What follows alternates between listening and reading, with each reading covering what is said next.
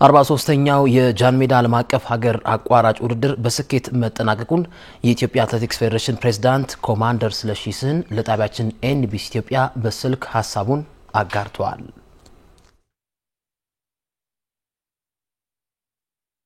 ትላንትና የነበረው የ43ኛው የጃንሜዳ ክሮስ ካንትሪ ውድድር በጣም ደስ በሚል ሁኔታ አትሌቶችንም ተመልካቹንም ባስደሰተ ሁኔታ በጣም በጥሩ ሁኔታ ተጠናቋል። ሽልማቱንም እንዳልከው ያው የኢትዮጵያ አትሌቲክስ ፌዴሬሽን ለሁሉም አትሌቶች የሚሸልምበት የራሱ የሽልማት መመሪያ አለው። ያንኑ የሽልማት መመሪያ ያው ኢትዮጵያ ኦሎምፒክ ኮሚቴም ከኛው እኩል ለአትሌቶች እንዲሸልም ተደርጓል። ያው እነሱም በዛ ተሳታፊ ነበሩ። እኛም ደግሞ በተጨማሪም የትጥቅ ሽልማትም ለአትሌቶች እንዲደረግ አድርገን በጥሩ ሁኔታ የተጠናቀቀ ውድድር ነበረ ማለት ነው። የፌዴሬሽኑ ፕሬዝዳንት አትሌት ስለሺ ስህን በቀጣይ በፌዴሬሽኑ ያሉትን ክፍተቶች ለመቅረፍና አትሌቶችን በዓለም አቀፍ ውድድሮች ስኬታማ ለማድረግ እየሰራን ነው ሲልም ሐሳቡን በድጋሚ አካፍለዋል። ፌዴሬሽናችን በተለይ የኢትዮጵያ አትሌቲክስ ለባለፉት ረዘም ላለ ጊዜ ትንሽ በሚባል ደረጃ ሳይሆን በትልቁ የተጎዳ ተቋም ነው።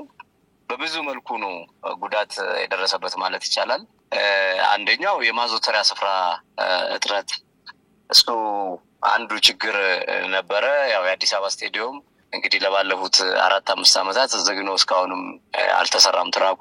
ሁለተኛ የጃንሜዳም ክሮስ ካንትሪ በዚህ ዓመት ነው በተወሰነ ደረጃ ለማስተካከል የተሞከረው፣ እሱም በተገቢው መልኩ ነው ማለት አይቻልም።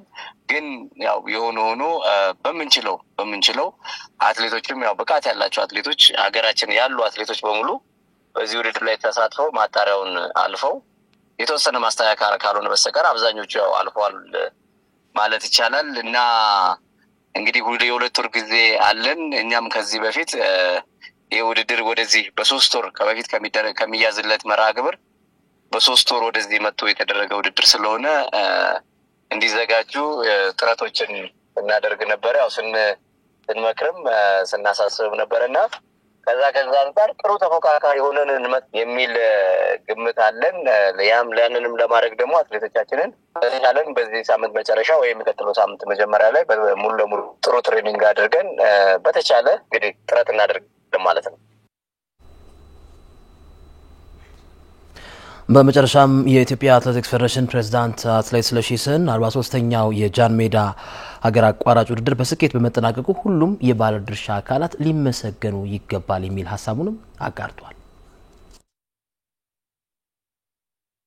ይህ ውድድር በጥሩ ሁኔታ እንደደመቀ ሁኔታ እንዲጠናቀቅ ላደረጉ ያው ላይ ገዛ ላደረጉ በሙሉ ስፖንሰሮቻችን፣ ክልሎቻችን፣ ክለቦቻችን፣ ከተማ መስተዳድራችን፣ ዳኞቻችን በተቃላይ ደግሞ በተለይ በዋናነት በጣም ያው አሉ የሚባሉ አትሌቶች በሙሉ እዚህ ውድድር ላይ ተሳታፊ ሆነዋል። ስለዚህ በዚህ ደረጃ ሚዲያው ሁሉም ተባባሪ ሆኖ ነው ይሄን ቆንጆ ውድድር ያዘጋጀነውና እዚህ ላይ የተሳተፉት በሙሉ ያው በኢትዮጵያ አትሌቲክስ ፌዴሬሽን ስም አመሰግናለሁ ማለት ነው።